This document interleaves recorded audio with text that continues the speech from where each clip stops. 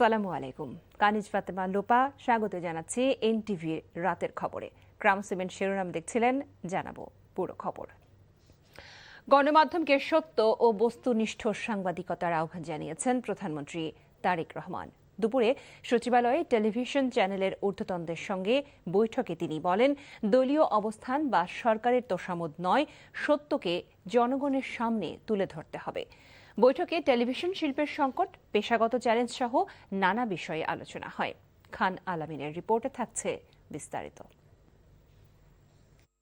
বেসরকারি টেলিভিশন চ্যানেলের প্রধান নির্বাহী কর্মকর্তা, বার্তা প্রধান, প্রধান বার্তা সম্পাদক ও প্রধান প্রতিবেদকদের সঙ্গে সরকার প্রধানের প্রথম বৈঠকে দেশের টেলিভিশন শিল্পের বর্তমান সংকট, সাংবাদিকদের পেশাগত চ্যালেঞ্জ, চাকরির নিরাপত্তা এবং গণমাধ্যমের স্বাধীনতা নিয়ে বিস্তারিত আলোচনা হয়।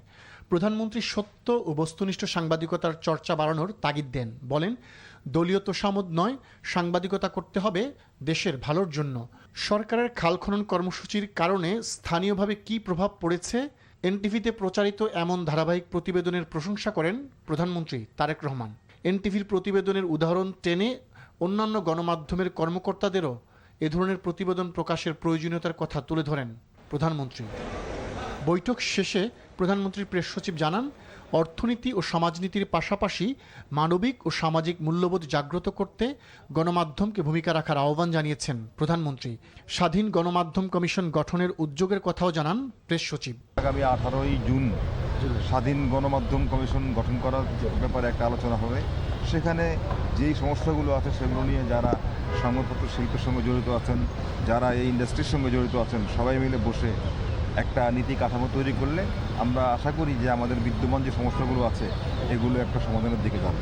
সাংবাদিক প্রতিনিধিরা বলেন, টেলিভিশন শিল্পকে একটি পূর্ণাঙ্গ শিল্প খাত হিসেবে গড়ে তোলার দাবি জানানো হয়েছে প্রধানমন্ত্রীর কাছে। এছাড়া টেলিভিশনের জন্য ওয়েজবোর্ড বাস্তবায়ন, চাকরির নিরাপত্তা নিশ্চিতের কথা তুলে ধরা হয়েছে। সাংবাদিকতার নামে সরকারের তোয়াস্ত এগুলো মোটেও প্রয়োজন নেই। যেটা সত্য, সেই সত্যকে যেন আমরা সঠিকভাবে তুলে ধরি, সেটাই তার প্রত্যাশা। টেলিভিশন ইন্ডাস্ট্রিটাকে আসলে ইন্ডাস্ট্রি আকারে যেন দাঁড় করাতে পারে এই সরকারের আমলে, সেটি আমরা আসলে চাই এবং সেই হিসেবে আমরা ওনার সাথে কথা বলেছি এবং আমরা আমাদের যত সমস্যাগুলো আছে এবং অতীতে আমরা যেসব সমস্যা ফেস করেছি সেই সমস্যাগুলো তুলে ধরেছি। দলের জন্য কিংবা ওনার পক্ষে নিউজ করতে হবে সেটা উনি বলেননি, কিন্তু উনি একটা জিনিস শেষে বলেছেন যে আসুন আমরা সবাই দেশটার জন্য ভালো কিছু একটা করি। বৈঠকে গণমাধ্যমের গ্রহণযোগ্যতা বৃদ্ধি, সরকারের সহযোগিতা এবং সংবাদ মাধ্যমের স্বাধীনতা রক্ষায় কার্যকর নীতিমালা প্রণয়নের বিষয়েও আলোচনা হয়। খান আলামিন, এনটিভি নিউজ, ঢাকা। গণমাধ্যমের ব্যর্থতার জন্য বিগত ফ্যাসিবাদী সরকারকে দায়ী করেছেন তথ্যমন্ত্রী জহির উদ্দিন স্বপন। বলেন, সংকট দূর করতে কাজ করছে সরকার। সোমবার রাজধানীতে ন্যাশনাল এডিটর্স কাউন্সিল আয়োজিত সেমিনারে কথা বলেন মন্ত্রী। সেমিনারে আলোচকরা বলেন, গণমাধ্যমের প্রকৃত স্বাধীনতা নিশ্চিতে সবাইকে ঐক্যবদ্ধ থাকতে হবে। ইফতেখার রেজার রিপোর্ট। ফ্যাসিবাদ মোকাবেলায় মিডিয়ার ব্যর্থতা শিরোনামে সেমিনারের আয়োজন করে ন্যাশনাল এডিটর্স কাউন্সিল। এতে অংশ নিয়ে সম্পাদকরা বলেন, শেখ হাসিনা ফ্যাসিবাদী হয়ে ওঠার পেছনে কিছু গণমাধ্যমও দায়ী।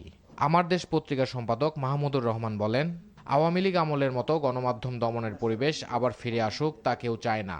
সংবাদপত্রের প্রতি বা মিডিয়ার প্রতি যে অসহিষ্ণুতা, এটা শেখ পরিবারের জিনের মধ্যে আছে। আমি বর্তমান সরকারকেও বলবো, নিয়োগগুলো গুরুত্বপূর্ণ, কারণ নিয়োগগুলো মেসেজ দেয় যে সরকার আসলে কি বলতে চাচ্ছে, কি করতে চাচ্ছে। তথ্যমন্ত্রী বলেন, গণমাধ্যমের স্বাধীনতা নিশ্চিত করতে সরকার কাজ করছে। বাংলাদেশের গণমাধ্যম একটি শক্তিশালী প্রতিষ্ঠান হিসাবে গড়ে তুলতে আমরা পারিনি। এই পেশা রাজনৈতিক দায়িত্বের মতোই তেমন একটি পেশা যা প্রতিদ্বন্দ্বিতায় লিপ্ত থাকবে মতাদর্শের সঙ্গে, কিন্তু একই সঙ্গে দেশ এবং মানবতার সমৃদ্ধির লক্ষ্যে একটা ঐক্যবদ্ধতা চর্চা করবে। সরকার ও জনগণের মধ্যে সেতুবন্ধন রচনা করতে প্রতি মাসে সরকার প্রধানের সঙ্গে সম্পাদকদের বৈঠক হওয়া উচিত বলে মত দেন আলোচকদের অনেকে। Iftekhar Reza, NTV news, Dhaka. জামাত ইসলামের সেক্রেটারি জেনারেল মিয়া গোলাম পরোয়ার অভিযোগ করেছেন, ভারতের সাথে দ্বিপক্ষীয় সম্পর্কের ক্ষেত্রে বাংলাদেশের স্বার্থ রক্ষা করতে পারছে না সরকার। বিকেলে রাজধানীর শাহবাগে পুশ ইন সীমান্ত হত্যা ও নির্যাতন বন্ধের দাবিতে আয়োজিত বিক্ষোভ সমাবেশে তিনি এই মন্তব্য করেন। এনসিপির মুখ্য সমন্বয়ক নাসির উদ্দিন পাটোয়ারি সমাবেশে বলেন, ভারতের পুশ ইন এবং সীমান্ত হত্যা বন্ধ করতে না পারলে পররাষ্ট্র ও স্বরাষ্ট্রমন্ত্রীকে পদ ছাড়তে হবে। সমাবেশে বিভিন্ন দলের নেতারা হুঁশিয়ারি দিয়ে বলেন, বিএনপি মুজিববাদের পথে হাঁটলে কঠিন প্রতিরোধের মুখোমুখি হতে হবে।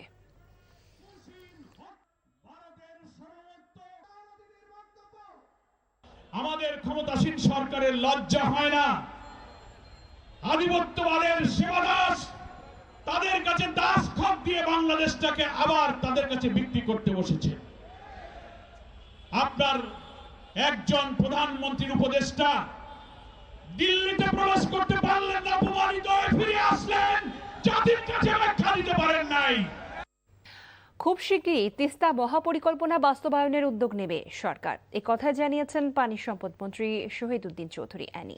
তিনি বলেন, নিজেদের টাকা দিয়েই 20,000 কিলোমিটার খাল খনন এবং পদ্মা ও তিস্তা ব্যারেজ নির্মাণ করবে সরকার। দুপুরে বুয়েটের কাউন্সিল ভবনে এ আয়োজনে শিক্ষা, গবেষণা ও উন্নয়ন বিষয়ক সেমিনারে তিনি এসব কথা বলেন। মন্ত্রী আরও বলেন, কৃত্রিম বুদ্ধিমত্তাকে শিল্প হিসেবে ব্যবহার করতে চায় সরকার।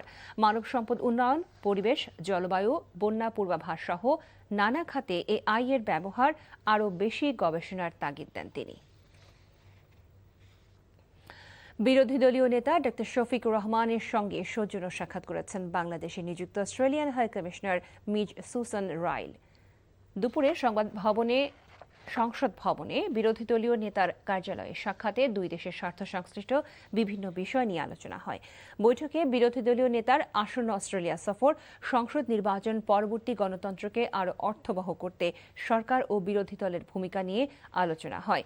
বৈঠকে রোহিঙ্গা সংকটের টেকসই সমাধান এবং বাংলাদেশের অর্থনৈতিক উন্নয়নে ও জ্বালানি খাত নিয়ে বিস্তারিত আলোচনা হয়। পর্যাপ্ত টিকা ও স্বাস্থ্যসেবা নিশ্চিতের মাধ্যমে হাম নিয়ন্ত্রণে সরকার সফলতার দিকে হাঁটছে বলে দাবি করেছেন স্বাস্থ্যমন্ত্রী সরদার শেখাওয়াত হোসেন। সকালে রাজধানীর মাতৃভাষা ইনস্টিটিউট মিলনায়তনে বিশ্ব তামাক মুক্ত দিবসের আলোচনা সভা শেষে সাংবাদিকদের কথা বলেন তিনি। এর আগে আলোচনা সভায় তিনি বলেন, সিগারেট থেকেই নেশার জগতে প্রবেশ করে যুব সমাজ, তাই নেশার বিরুদ্ধে সমন্বিতভাবে প্রতিরোধ গড়ে তুলতে হবে।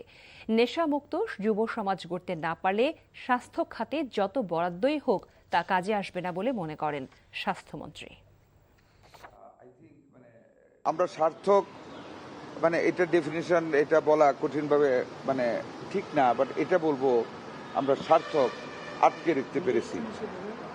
মৃত্যু যেভাবে শুরু হয়েছিল, যদি টিকাদান কর্মসূচিতে আমরা সফল না হতাম, আমাদের ডাক্তার নার্সরা যদি এইভাবে সেবা না দিতেন, আমরা যদি ventilator, oxygen concentrator, CPAP, high flow nasal cannula এগুলি যদি আমরা সরবরাহ না করতে পারতাম, আল্লাহ মাফ করুন, তাহলে অনেক খারাপ অবস্থা হয়ে যেত। ওই দিক থেকে আমি বলবো আমরা সার্থক। 2026-27 অর্থ বছরের প্রস্তাবিত বাজেটের নীতি কাঠামো ইতিবাচক হলেও রাজস্ব কাঠামোকে অবাস্তব বলেছেন সিপিডির সম্মানীয় ফেলো ডক্টর দেবপ্রিয় ভট্টাচার্য। সকালে রাজধানীর ব্র্যাক সেন্টারে নাগরিক প্ল্যাটফর্ম আয়োজিত সেমিনারে তিনি বলেন, ব্যাংক খাত সংস্কার, মূল্যস্ফীতি নিয়ন্ত্রণ, জ্বালানি নিরাপত্তা এবং এলডিসি উত্তরণের প্রস্তুতি না নিলে অর্থনৈতিক স্থিতিশীলতা অর্জন সম্ভব নয়। ডক্টর দেবপ্রিয় বলেন, থোক বরাদ্দের বিশাল বাজেট আর্থিক শৃঙ্খলা নষ্ট করবে। বাজেটে করমুক্ত আয়সীমা না বাড়ায় মধ্যবিত্তের উপর চাপ বাড়বে বলে তিনি মনে করেন। বাজেটে যুব এবং শারীরিকভাবে অক্ষমদের জন্য তেমন কিছু রাখা হয়নি বলে অভিযোগ করেন ডক্টর দেবপ্রিয়। বিভিন্ন ধরনের অসুবিধাগ্রস্ত মানুষের জন্য সুনির্দিষ্ট বিভিন্ন পদক্ষেপের কথাও এসছে, কিন্তু যেটা এসছে যে এই পদক্ষেপগুলোকে বাস্তবায়ন করতে হলে যে আর্থিক কাঠামোটা দরকার করে, সেই আর্থিক কাঠামো খুবই দুর্বল। অর্থাৎ যে বরাদ্দগুলো দেওয়া হয়েছে সেগুলি শেষ পর্যন্ত পাওয়া যাবে কিনা এবং সেইটার নিশ্চয়তা এবং সেটা গুণমান সম্পন্নভাবে ব্যবহার হবে কিনা এইটার আশঙ্কা রয়ে গেছে। ফ্যামিলি কার্ড প্রকল্পের সাথে কোনোভাবেই রাজনীতির সংশ্লিষ্টদের অন্তর্ভুক্ত করা যাবে না বলে সতর্ক করেছেন অর্থমন্ত্রী আমির খসরু মাহমুদ চৌধুরী। আজ প্রকল্পের অগ্রগতি নিয়ে এক আন্তঃমন্ত্রণালয় বৈঠকে তিনি একথা বলেন।